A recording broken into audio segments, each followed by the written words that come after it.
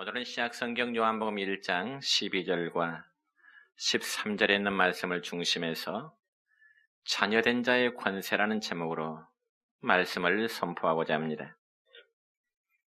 여러분, 우리나라 초기 대통령이었던 이승만 대통령 부부에게는 친자식이 없었습니다. 그자 그 당시 부통령이었던 이기붕 씨가 자기의 친아들인 이강석을 이승만 프란체스카 부부에게 양아들로 주게 되었습니다. 그 당시 이승만 대통령의 나이는 83세였습니다. 그래서 이승만 대통령은 양아들인 이강석을 끔찍이도 사랑하고 또 아꼈습니다. 그자 대통령의 아들이 된 이강석은 자유당 초기, 즉 한창 세력을 날리던 1950년대에 그는 아버지 대통령 이상의 권력을 누리게 된 것입니다. 그래서 권력층의 대부분이 이강석 앞에서 머리를 이제 굽실거리면서 아부를 부렸던 때가 있었기 때문에 오죽했으면 1957년 8월에는 가짜 이강석이 나타났다고 하는 그러한 사건까지 실제로 있었습니다. 뿐만 아니라 제7공화국인 문민정부 시절에는 또한 김영삼 대통령의 차남이 아버지의 후광을 입어서 소위 소통령이라 할 만큼 권력의 실세 노릇을 하기도 했습니다. 그러므로 고대 시대나 지금의 시대에까지 아버지의 권세와 힘은 그의 자녀들, 즉 그의 아들까지도 함께 누리고 있다는 증거가 됩니다. 그렇다면 과연 우리 모두는 어떻습니까? 우리는 창조주이신 하나님이 나의 하나님, 그리고 믿는 우리 모두의 아버지로 고백을 하고 있습니다. 그래서 우리는 하나님의 자녀이기 때문에 우리가 누릴 수 있는 권세 역시 참으로 크고 위대할 수밖에 없습니다.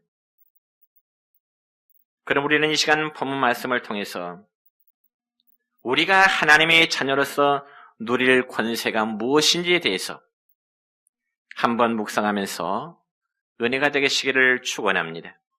첫째로 우리 모두는 하나님의 자녀라는 사실입니다.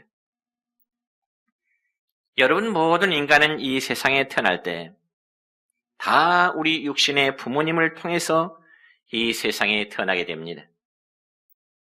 그러니까 부모 없는 나의 존재라는 것은 결코 있을 수가 없다는 것입니다.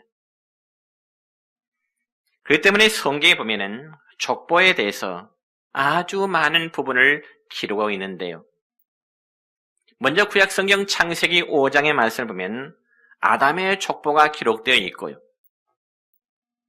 또한 창세기 10장에 보면 노아의 족보에 대해서 기록되고, 또한 창세기 11장에는 셈의 족보에 대해서 기록하고 있는가 하면은, 또한 창세기 36장의 말씀을 보면 에서의 족보에 대해서도 기록되어 있습니다. 그리고 또한 구약성경 역대상 1장, 2장, 3장까지의 말씀을 보면 아담의 족보와 그리고 유다의 족보와 그리고 다윗의 족보까지 기록되어 있습니다. 그리고 이제 신약 성경으로 넘어가면 마태복음 1장에 보면은 우리 예수님의 족보에 대해서도 기록되어 있습니다. 그러니까 족보는 아버지와 자식과의 관계를 가장 명확하게 드러내는 하나의 그런 계기가 되는 것이죠. 그러므로 누가복음 3장 38절의 말씀을 보면 이런 말씀이 기록됩니다. 시작. 그 위는 에노스요, 그 위는 셋이요, 그 위는 아담이요, 그 위는 하나님이시니라. 그러니까 이는 곧 하나님이 아담을 창조하셨다는 말씀인데, 이 족보의 표현상 하나님이 그를 낳으셨다고 표현하고 있습니다. 그러므로 인간인 아담과 하나님과의 관계는 곧 아버지와 아들의 관계가 되는 것입니다. 그러면 오늘 우리가 하나님의 자녀가 될 수 있는 그 조건이 과연 무엇일까요? 이 세상의 모든 사람들이 다 하나님의 자녀라고 말할 수 있을까요? 그럴 수는 없습니다. 우리가 하나님의 자녀가 될 수 있는 조건에 대해서 오늘 성경 본문 12절에 보면 분명히 이렇게 기록되어 있습니다. 시작. 영접하는 자, 곧 그 이름을 믿는 자들에게는 하나님의 자녀가 되는 권세를 주셨으니 아멘. 그런데 여기 영접한다고 하는 말은 단순히 신뢰한다고 하는 의미보다는 더 강력한 표현으로서 한 개인이 예수 그리스도를 전인격적으로 받아들이는 것. 예수 그리스도를 내 삶의 주인이요 나의 삶의 정말 왕이 되심을 인격적으로 받아들인 것을 영접한다, 그렇게 의미하는 것입니다. 뿐만 아니라 또한 그 이름을 믿는다고 하는 것은 예수 그리스도의 역사적인 생애와 구원의 능력과 또한 예수님의 영원하심과 그의 인격과 그의 신성을 믿는 것을 의미하는 것입니다. 그럴 때 우리는 과거의 어둠의 자녀에서 이제는 하나님의 자녀로 신분의 변화를 가져오게 되는 것입니다. 그러니까 아무나 하나님의 아들이 되고 하나님의 딸이 되는 것이 아니라 예수님을 영접하여 믿는 자만을 하나님은 당신의 자녀로 맞아주신다는 것입니다. 그러면 하나님께서 저와 여러분을 하나님이 당신의 자녀로 삼아주신 그 목적이 과연 무엇일까요? 그것은 함께 사시기 위함입니다. 여러분을 사랑하는 남녀가 만나서 결혼해서 자식을 낳았습니다. 그 이유는 함께 살기 위함입니다. 그런데 여러분, 함께 산다고 하는 것은 가장 먼저 이 사랑이 근본 원리가 되어야 되는 것이죠. 왜 남녀가 결혼해서 부부로 함께 살게 될까요? 그건 역시 사랑하기 때문입니다. 그리고 부모는 자녀를 사랑하기에 함께 살게 되는 것이죠. 그런데 이 사랑이 사라지면 함께 사는 삶 자체가 불행이 되고요, 고통이 되기 마련입니다. 여러분, 정말 사랑하는 부부라면 헤어질 수가 없습니다. 그리고 정말 사랑하는 부부는 어떠한 어려움이 있더라도 서로 위로하면서 서로에게 힘이 되어주는 것입니다. 그런데 이 사랑이라는 고 것은 아주 간단한 문제가 아닙니다. 사람이 아무리 상대방을 짝사랑한다고 할지라도 사랑은 결코 강제적이 되어서는 안 됩니다. 또한 체면적 사랑도 안 됩니다.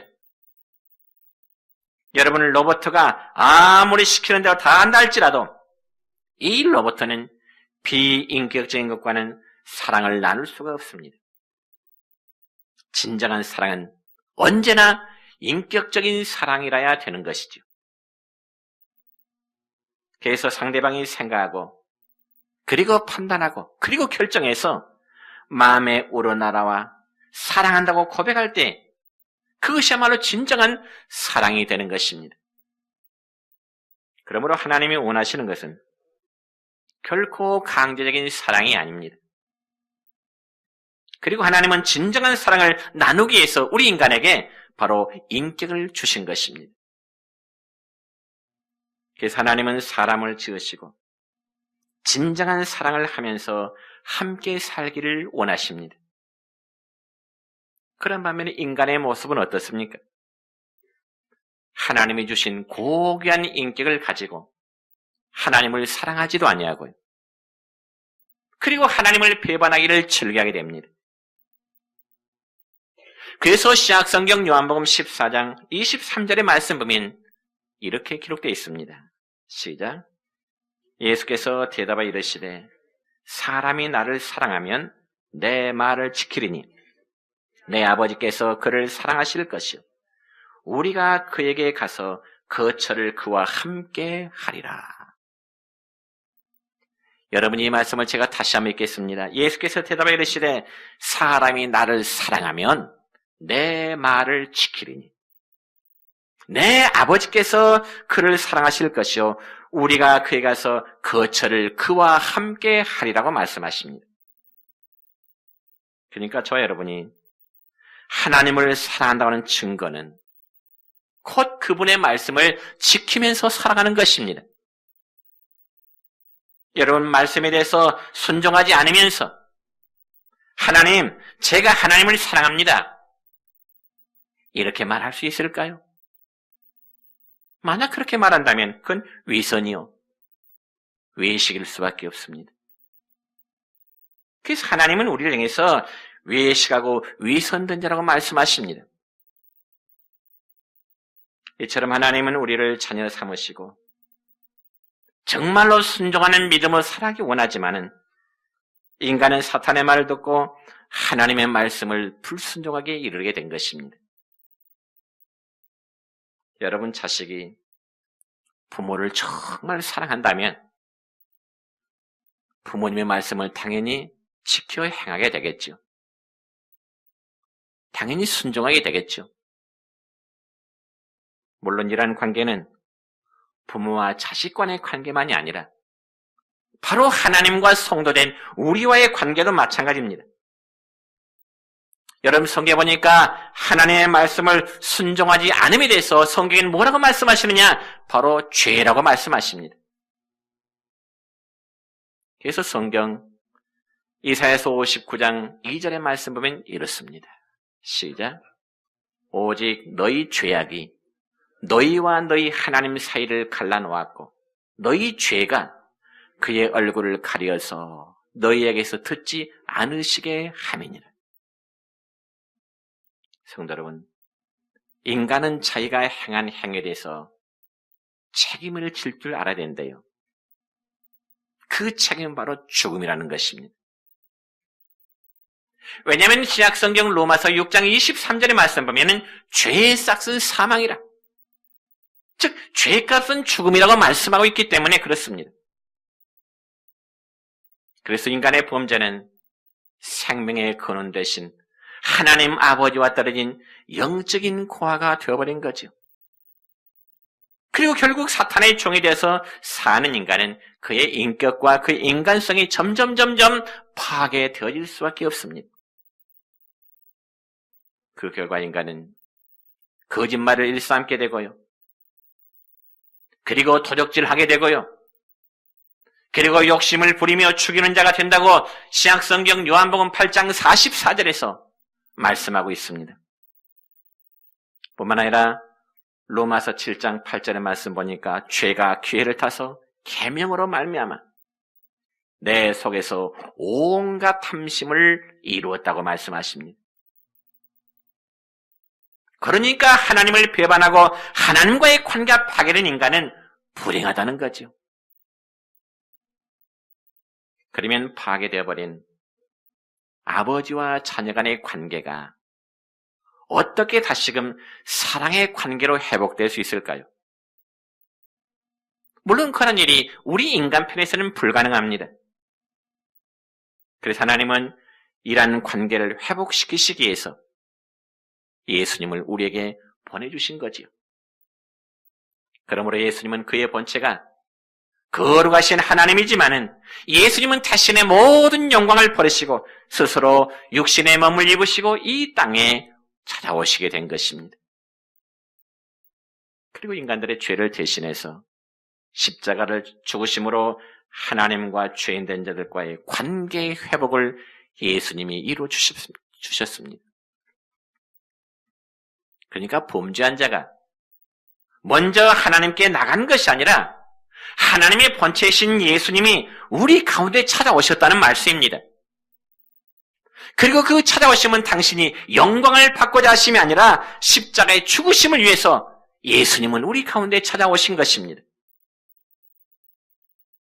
그래서 이러한 예수님의 사랑을 마음에 영접하고 또 믿음으로 시인하는 자는 하나님의 자녀로서의 자격을 회복하게 되는 것입니다.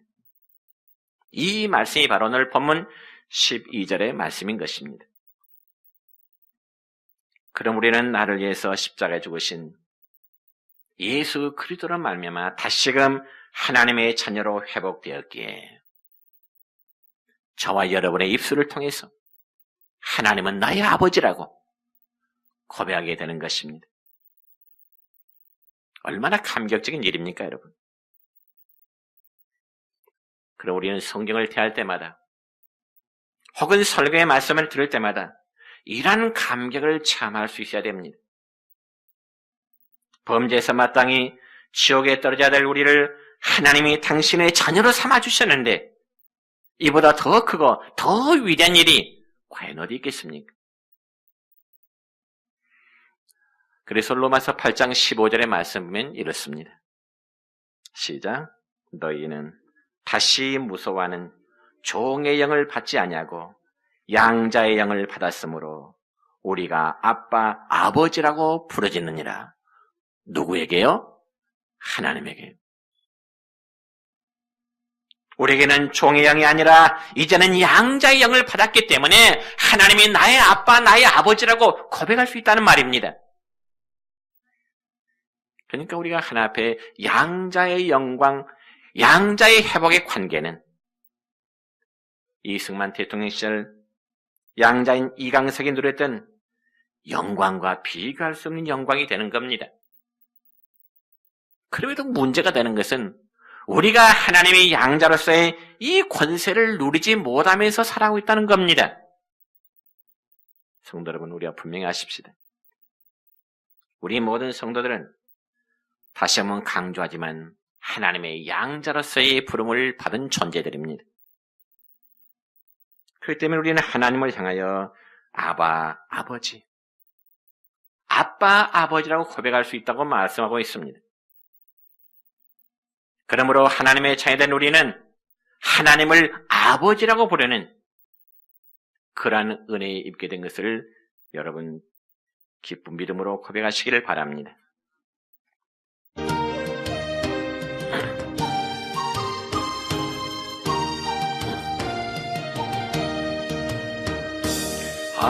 하나님을 아버지라 부르는 자는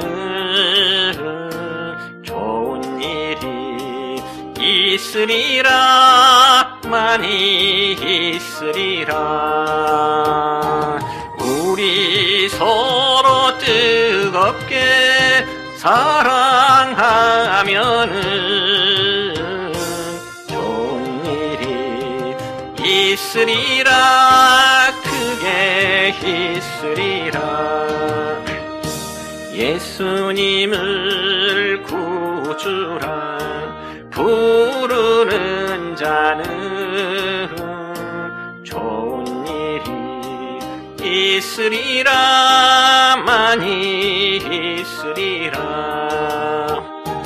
우리 서로 뜨겁게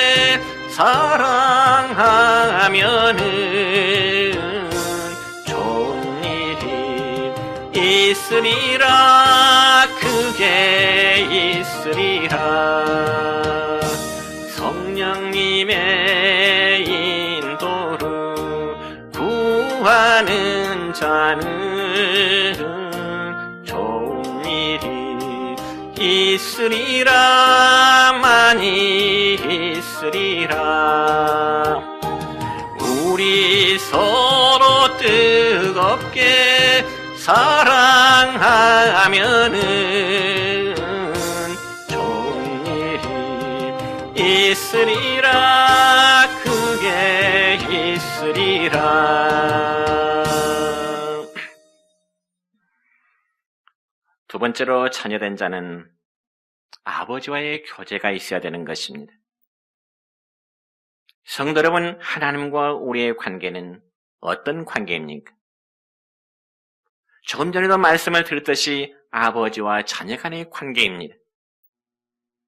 그래서 이런 관계가 회복되었으면 그 다음은 인격적인 사랑의 교제가 이루어져야 되는 것입니다. 그래서 구원은 바로 인격적 교제의 출발이라고 저는 정의해보고 싶습니다. 그런데 오늘날 많은 그리스도인들이 이 법적인 하나님의 자녀가 되었지만 하나님과의 충만한 교제 속에서 그의 풍성한 은혜를 누리지 못하고 있다는 점입니다. 다시 말씀드려서 하나님 자녀로서의 권세를 누리지 못하면서 살아오고 있다는 거지요. 그럼 사실 죄로 말미암아 하나님과의 막힌 담이 헐어지고, 그리고 하나님 앞에 자녀가 되었을 때 우리에게만 가장 큰 특권은 하나님과 다시 교제하고 그분의 풍성한 은혜를 누리면서 살 수 있게 되는 것입니다. 여러분, 예를 들어서 어떤 남녀가 결혼해서 서로 부부의 관계는 형성되는데 아내와 남편 간의 대화가 전혀 없고 교제가 없다면 얼마나 상하고 슬픈 가정이 되겠습니까? 또한 부모가 자식을 낳아서 부자 관계가 형성되는데 부모와 자녀 간의 대화가 없다면 그건 역시 얼마나 불행스러운 일입니까? 오늘 우리의 시대가 바로 이러한 시대입니다. 관계는 있는데 교제가 없어요. 대신에 스마트폰이 교제를 대신하고 있습니다. 그러다 보니 부부간의 대화도 없고 부모와 자녀 간의 대화도 점점 메말라갑니다.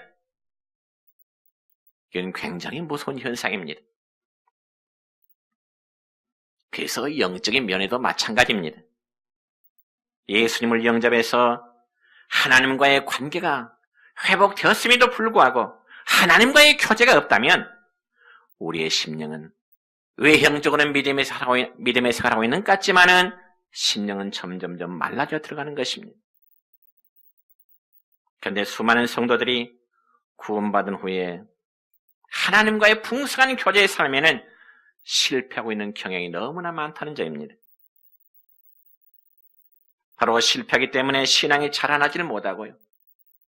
수년 동안 어린아이의 믿음에 항상 머물고 있습니다. 그럼에도 교회를 오랫동안 다니는 연륜 때문에 때로는 장로가 되고 권사가 되고 집사가 되었지만은 때로는 그분들 때문에 교회에 문제가 발생하기도 합니다. 왜 그런 줄 아십니까? 자신의 가정과 교회 문제를 하나님과 교제 중에 해결을 받아야 되는데 그렇지 못하기 때문에 신앙에 재미가 없고요. 어쩌면 주일날 교회하는 것이 짜증스럽고요. 그러다가 인간적인 수단과 방법을 동원해서 신앙과는 관계없는 그런 삶을 살아가게 되는 거죠. 그러다 보면 자기가 구원받은 사람인가도 의심을 하게 됩니다. 그러나 이것은 하나님과의 교제가 끊긴 것이지 결코 하나님과의 관계가 끊어진 것은 아닙니다. 여러분, 이 점을 꼭 귀담아 들으시기 바랍니다. 만약 여러분의 자녀나 혹은 여러분의 형제들이 저 외국으로 떠나서 오래 살면서 편지나 전화 한 통도 없다 하면 생각해 보세요. 자식이 외국에 갔는데 전화 한 통도 없고 편지도 없어요. 혹은 여러분의 형제가 혹은 여러분 친지가 외국에서 생활하는데 전화 한 통 없고 편지 한 통 없다면 그렇다고 가정할 때 부모와 자식의 관계나 형제의 관계가 끊겨졌을까요? 아닙니다. 여러분, 부모나 자녀 간의 관계는 절대로 끊어지지 않습니다. 소식은 끊어졌어도 여전히 부모나 자녀 간의 관계는 유지되는 것입니다. 이와 같이 예수님의 피로 하나님과 그의 자녀로 회복된 관계의 끈은 절대로 끊어지지 않습니다. 그렇지만 교제는 끊어지는 것입니다. 성도 여러분이요, 우리가 하나님과의 관계가 회복되었음에도 불구하고 말씀을 읽지 않고 기도하지 않고 하나님께 드리는 예배를 소홀히 하고 세상을 따라가다 보면은 하나님과의 교제는 점점점 끊어질 수밖에 없습니다. 관계성이 아니라 교제가 끊어진다는 말입니다. 그리고 하나님과의 교제가 끊어지면 영적인 공허함이 다가오게 되죠. 그래서 사람들은 이것을 해결하고 세상의 좋은 곳으로 채우려고 하지만 그렇게 되지 않습니다. 하나님과의 사이에서 끊어진 영적 교제의 공함을 무엇으로 채우시겠습니까? 그래서 바로 다시 십자가 앞에 무릎을 꿇는 길밖에는 다른 길이 없습니다. 그래서 하나님은 오늘도 관계 자체가 끊어져서 지옥을 향해서 가는 불신자들이 하나님께 돌아와서 하나님의 자녀됨으로 회복하기를 하나님은 원하시는 것입니다. 그리고 동시에 하나님과의 관계는 회복되는데 다시 세상으로 향하자 하는 당신의 자녀들, 그리고 세상과 교회 사이에 머뭇거리는 자녀들이 다시금 돌아와 하나님과의 풍성한 교제에 나누기를 하나님은 기다리고 계시는 겁니다. 그래서 요한복음 16장 24절의 말씀 보면 이렇게 기록됩니다. 시작.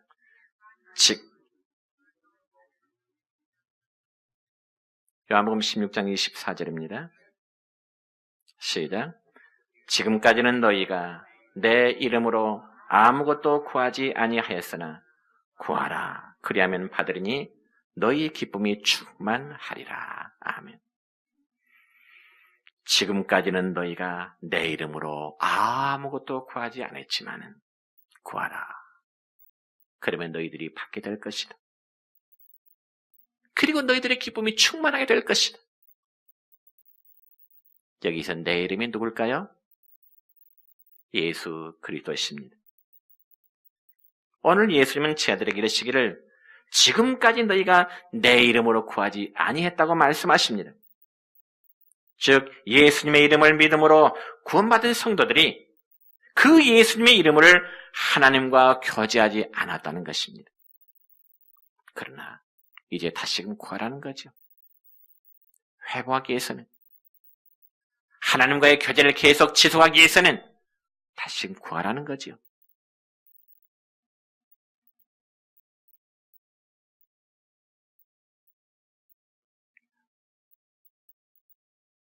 하나의 비유적인 예를 들어보고자 합니다. 어떤 부잣집에 아들이 하나 있었습니다. 그래서 그 부자는 하나밖에 없는 그 아들을 저 미국으로 유학을 보냈습니다. 그리고 아들은 미국에서 공부하는 가운데 자주 전화로나 혹은 편지로 자기 아버지와의 교제를 계속할 수 있었습니다.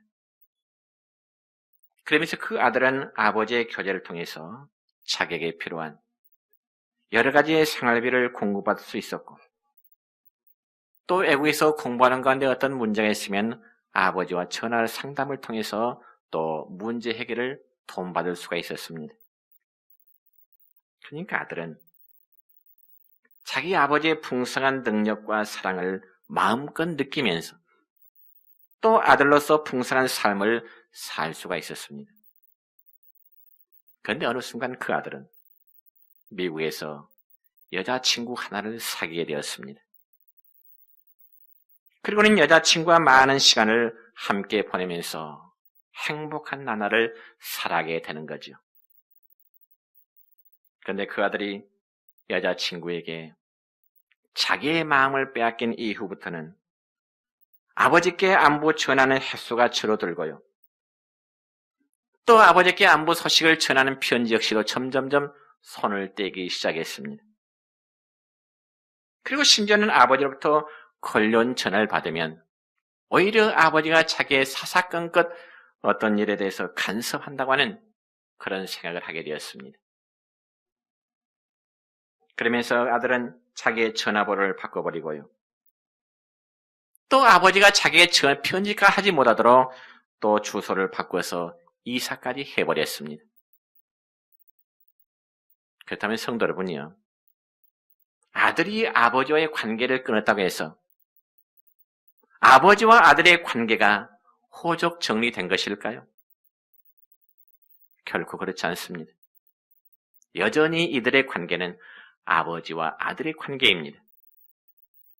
그런데 문제는 무엇이지요? 그 아들이 돈이 떨어지고 이제는 큰 낭패를 당하게 됐습니다. 물론 외국에서 미국 사람의 아들은 건강도 나빠졌습니다. 그리고 그 여자친구의 관계도 안 좋아졌습니다. 더 이상 학업을 계속할 수 없게 됩니다. 그럴 때 그는 얼마든지 자기에게 도움이 될 수 있고 얼마든지 그를 아들을 위해서 희생할 수 있고 능력 있는 아부자이신 아버지에게 도움을 요청해야 되지 않겠습니까? 그렇지만 그 아들은 아버지에게 대한 잘못 때문에 자신이 지금 빈곤해졌고 큰 낭패 가운데 빠져 있음에도 아버지에게는 말을 하지 않았습니다. 왜 그랬을까요? 문제는 그 아버지와의 교제가 끊어졌기 때문에 그렇습니다. 여러분, 우리는 누가복음 15장에 기록된 탕자의 비유의 말씀을 너무나 잘 아실 것입니다. 아버지를 떠나서 먼 나라로 떠났던 둘째 아들 탕자가 돈을 다 허비해버리고 나서 그가 깨달은 바는 무엇일까요? 자기에게 돈이 있을 때는 주변에 사람들이 많이 모이더니만은 자기에게 돈이 있는 돈이 다 떨어지니까 자기 주변에는 한 사람도 없이 다 떠나가더라는 것입니다. 그렇다면 그 다음은 어떻게 될까요? 돈 떨어지고 배가 고프면 일단 자기 집, 아버지가 있는 집으로 찾아가야 되지 않겠습니까? 그리고 아버지에게 고개 숙이고 잘못했노라고 죄를 빌어야 되지 않겠느냐 그 말이죠. 그런데도 그가 찾아간 것은 자기 아버지의 집이 아니라 남의 집에 돼지를 치기 위해서 찾아갔습니다. 그런데 성경에 보니까 거기서도 배를 채워보고 했지만은 주는 자가 없는지라. 돼지를 치면서 조금씩 받아먹지만 그것조차도 배부를 수가 없었다라는 거지. 그러면서 그가 배고픔 가운데 홀로 하는 탄식이 있습니다. 그 탄식이 바로 누가복음 15장 17절의 말씀입니다. 시작. 내 아버지에게는 양식이 풍족한 품꾼이 얼마나 많은가? 나는 여기서 줄여 죽는구나. 여러분, 탕자가 계속 거기 돼지 치는 곳에 머물러 있었더라면 그는 분명히 배고파 죽었을 것입니다. 그러나 그는 아버지와의 교제 회복을 위해서 스스로 이렇게 고백하네요. 자, 누가복음 15장 18절입니다. 시작. 내가 일어나 아버지께 가서 이르기를 아버지, 내가 하늘과 아버지께 죄를 지었사오니 그렇습니다. 탕자 자신이 살기 위해서는 하나님과 자기 아버지에게 자신의 잘못된 행위에 대해서 죄를 고백하는 일이었습니다. 그리고 아버지에게 항복하는 자세입니다. 그러자 아버지는 아들의 행위를 도저히 용서할 수 없고 정말 받아들일 수 없는 그런 아들이었지만은 성경에 보니까 그를 다시금 받아들이고 아들과 아버지와의 관계를 다시금 회복시켜 주신 것입니다. 교제의 회복이죠. 성도로 이제 말씀했습니다. 하나님은 우리들의 아버지요. 우리 모두는 그분의 자녀들입니다. 그래서 하나님은 그의 자녀들인 우리와 항상 풍성한 교제 나누기를 원하십니다. 바라기는 우리 모두가 하나님과 교제하며 또 하나님의 자녀라는 그 관세를 누리면서 살아가시기를 우리 주님의 이름으로 축원합니다.